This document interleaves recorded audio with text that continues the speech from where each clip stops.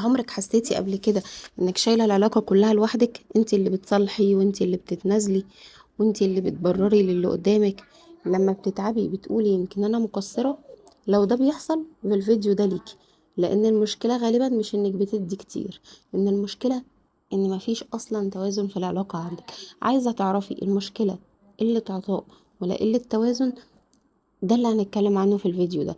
اول حاجة هنتكلم فيها يعني ايه اصلا توازن في العطاء. يعني ايه انا بدي وخلاص، ما بصيتش قبل كده ان يبقى في توازن. مش معنى ان انا بدي مثلا 5 حاجات فهو يدي 5 حاجات، لا، الحياة مش كده. ممكن يكون فترة الزوج مثلا مضغوط والزوجة هي اللي بتشيل اكتر، ممكن في فترة تانية الزوجة تعبانة فالزوج هو اللي بيشيل اكتر. التوازن الحقيقي ان الدور بيتبادل، وان كل طرف حاسس ان الطرف التاني شايفه ومقدره وحاسس بيه فعلا، مش كلامه بس. تاني حاجة هتكلم فيها في الفيديو النهاردة، ان امتى العطاء ده يبقى استنزاف وتقولي ان ده مش عطاء وانا لازم اشوف انا بعمل ايه.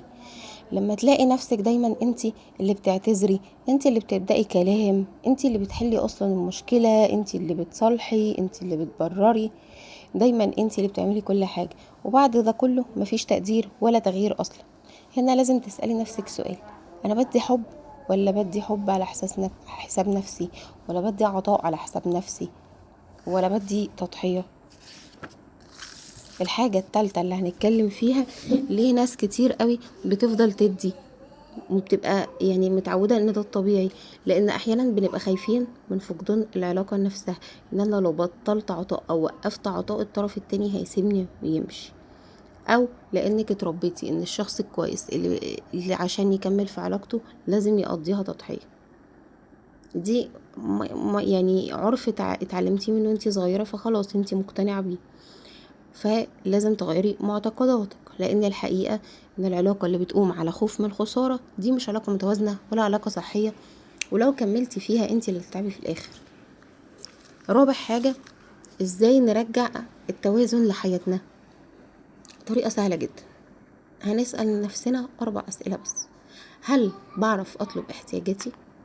ده سؤال مهم.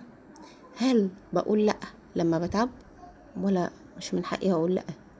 هل الطرف التاني بيحاول زيي ولا دايما أنا اللي بحاول؟ هل في تقدير لمجهودي أصلا متشاف ولا مش متشاف؟ لو الإجابة لأ، يبقى المشكلة مش إنك بتدي كفاية أو لأ، مش المشكلة في العطاء أصلا، المشكلة إنك محتاجة توازني. هو جميل ان احنا ندي عطاء، العطاء ده شيء جميل جدا، هو بيقرب بينكم، لكن العطاء لما يلاقي يعني يلغيكي عمره ما هيبقى علاقة صحية. حبي ودي عطاء بس مش على حساب نفسك. عايزة تعرفي المشكلة قلة عطاء ولا قلة توازن؟ اسألي نفسك السؤال ده. لو بطلت ابادر كل مرة، هل هو هيبادر؟ لما بتعب واحتاج دعم هل بلاقيه ولا دايما انا اللي بسند اصلا؟ هل الطرف التاني بيغير من نفسه لما يكون مثلا في حاجة مضايقاني في العلاقة، ولا كل المحاولات بتيجي مني انا دايما؟ لو كانت الإجابة على الكام سؤال دول كلها لأ، يبقى المشكلة ان انتي فقدتي حاجة مهمة اللي هي التوازن في العلاقة دي. فالعطاء عمره ما كان مشكلة، المشكلة ان العطاء بيبقى في اتجاه واحد لفترة طويلة، لان اي علاقة صحية ممكن نختلف فيها حجم العطاء من وقت للتاني، اكيد في البداية غير بعد كده لما يبقى في اولاد، غير لما يبقى في اولاد اكتر. كل فترة العطاء بيختلف على حسب مسؤولية الواحد، لكن العطاء ما ينفعش يفضل طول العلاقة مسؤوليتك انت لوحدك، انت بس اللي بتدي، مفيش حد تاني بيدي. ده اللي ما ينفعش. ساعتها اسألي نفسك الأسئلة اللي أنا اتكلمت معاكي فيها، واسمعي الفيديو مرة واتنين، واسألي نفسك الأسئلة دي أو اكتبيها في ورقة كده خليها معاكي. كل فترة بصي لها وشوفي هل أنا فعلا بعمل الحاجات دي ولا لأ. واحدة واحدة هترجعي التوازن لعلاقتك.